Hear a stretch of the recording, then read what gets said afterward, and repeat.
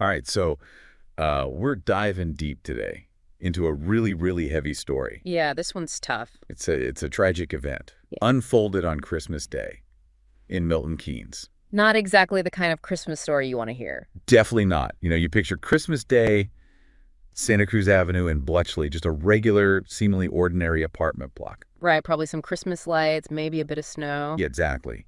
Maybe the smell of roast turkey wafting through the air, and then boom, this just awful incident happens, changes everything. Just shatters the peace. Yeah, and the worst part, 2 women lose their lives. And on top of that, a man and a teenage boy seriously injured. Even a dog was killed in all this. Yeah. Tragic. Awful. Just awful. So what we're going to try to do today is unpack this whole thing. So we're using a Sky News report, trying to piece together what happened. There's not a whole lot of information out there right now, No, it's still very early. but we're going to do our best. Absolutely. Okay, so the Sky News report, it's based on a police statement given on December 26th. So yeah, this is all very fresh, very raw. Yeah. The police got the call around 6:30 p.m. Christmas Day. Wow. Think about it.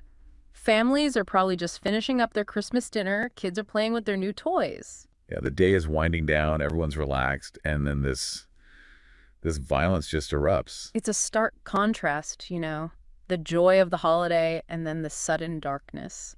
It's hard to even comprehend. And one thing that really stuck out to me in the report, it said that the police, they aren't looking for any other suspects. That is interesting, isn't it? Yeah, I mean, in a situation like this, you almost expect there to be a manhunt or something. Right. You'd assume they're searching for someone else involved. But they're not. So that kind of makes you wonder about the relationships involved here. Who were these people to each other? Exactly. What was going on in that apartment? And then another detail, and this one really got to me. It mentions that a dog was injured and later died. Oh, that's heartbreaking. Yeah, it just adds another layer of sadness to this whole thing. And, we often see animal abuse as a red flag, a warning sign that there's potential for violence against humans, too.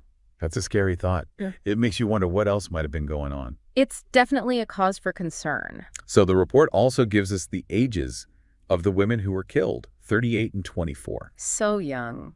It's just devastating to think about their families, their friends, their futures cut short. It really is. And it mentions that the injured man and teenager, thankfully, are in stable condition. That's at least a small bit of good news. Yeah, we can hope for their full recovery. Mm-hmm. But the report goes on to describe the scene. First aid equipment scattered around, markers. You can almost hear the sirens and the frantic activity of the first responders. It paints a very chaotic picture. Yeah.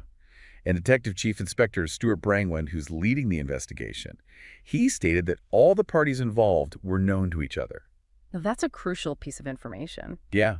I mean, it might offer some comfort to the community, knowing that this wasn't a random attack. Right. People don't have to worry that there's some dangerous person on the loose. But it also raises a whole set of new questions, right? Like what kind of dynamic within this group could lead to such a horrific outburst of violence? Exactly. What could have possibly pushed someone to this point, especially on Christmas Day? And that's what makes this so hard to wrap your head around. You almost want to play detective yourself, Try and piece together the puzzle. It's only natural to try and make sense of something so senseless. The report concludes by saying that a 49-year-old man has been arrested and is currently in custody. So at least there's someone being held accountable.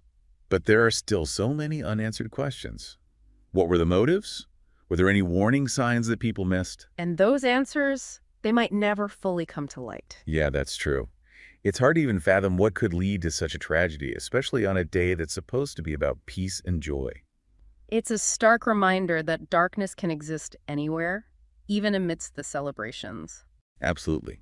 Our thoughts are with the families of the victims, and we can only hope for the full recovery of the injured man and teenager. We'll continue to follow this story as it develops, but for now, we just want to remind everyone to approach this sensitive situation with respect. Thank you for listening to Justice for the Souls. Thank you for listening.